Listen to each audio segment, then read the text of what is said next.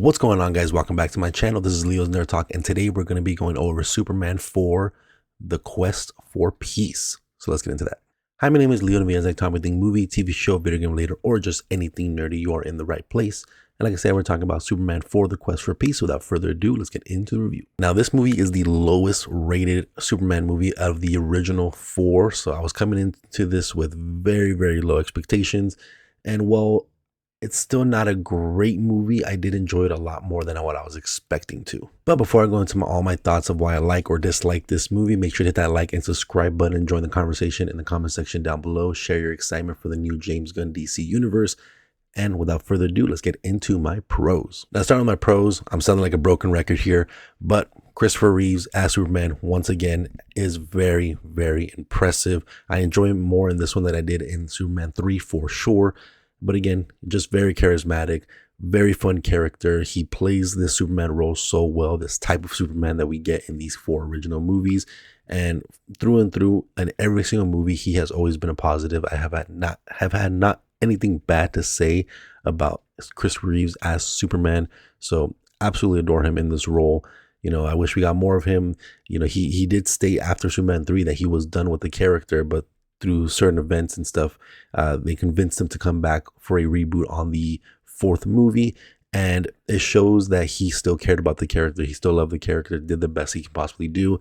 And again, he is a positive in this, and he's just very much a charismatic, awesome Superman character. Secondly, I think this movie definitely takes a tonal shift, especially from 3, where 3 was very, very goofy, campy, slapstick type of a comic book movie. This one definitely takes a little bit more of a serious approach, especially with the topic at hand. This movie essentially is Superman trying to prevent a nuclear war in a sense, because he's trying to stop the nuclear arm race, and he's trying to get rid of all nuclear weapons on the planet, which is a crazy movie to watch right now, and especially what's going on in our world currently.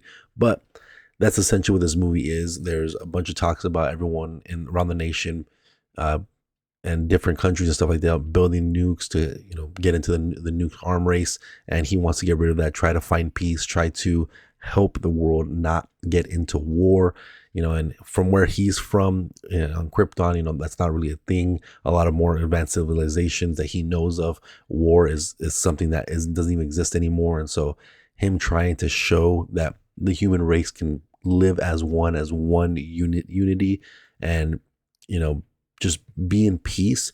That is his main goal in this. He doesn't want people to go to war, because Superman is not someone that dictates himself to one specific country, nation, or anything. He is supposed to love and protect all of humans.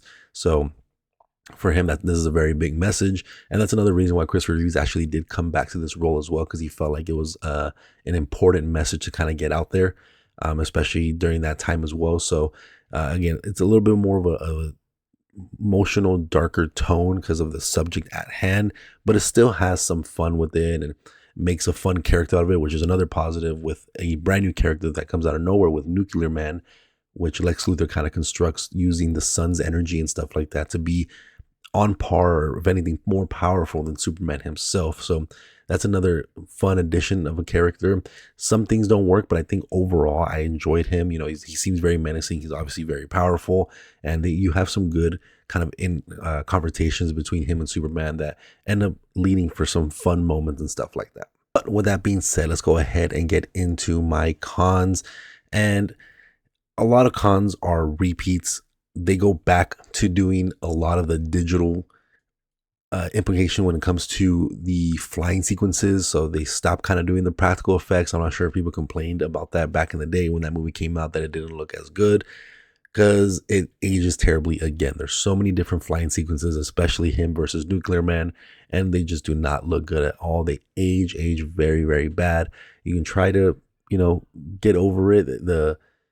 The actual digital rendering of the characters look a little smoother, a little cleaner, but it still kind of sticks out like a sore thumb. So sometimes it just takes you out of the action, because it just looks very awkward and funny, and it just doesn't age well at all. And there's just a lot of moments in this movie that just seem very silly, also even with a darker tone of the subject matter that's at hand with this movie.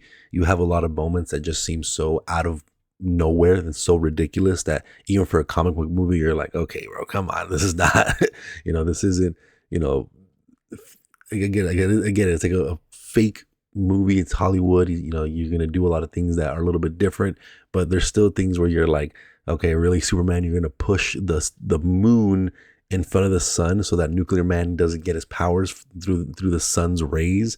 He's like, the moon's gonna move eventually, and also, the way they pushed it, and they made it kind of seem as if the moon and the sun were kind of the same size, which it looked a little weird. And then also you have like Nuclear Man. He takes one of the new girls that's introduced into this movie, kind of like a new love interest, I guess, for Superman. And he like kind of kidnaps her and takes her out into space, like literally out into space with no gear on. Like it's just her in the middle of space. Like one, she would have suffocated, probably would have roasted to death. Like things like that where you're like, okay, we're really trying to suspend our belief of what is reality in this movie. I get it. It's a superhero movie. We have aliens involved, but she is still a normal human that shouldn't be able to go into space like that just because you picked her up and took her up there. So there's a lot of moments like that where it's just overly silly, and you get things where you have to suspend your belief of what is reality in this film. And even again, with the more darker subject matter at hand, you have a lot of moments where you're just like, okay, come on now, let's take a step back for real. And even though the movie is only an hour and a half long and it's a little bit of a shorter film to make it an easier watch, the kind of first half of the movie is kind of slow. It takes its time to really get things going, and it ends up being a little boring or just slow pace where you end yourself kind of dozing off a little bit. So I wish the pacing was a little better, especially for a movie that's only an hour and a half long. It does feel like in certain moments it does drag a little bit as well. But that is going to be it for this one, guys. Let me know what you guys thought about Superman for the Quest for Peace. Have you guys seen the movie? Are you guys doing a marathon just like me in preparation for the new James Gunn Superman universe?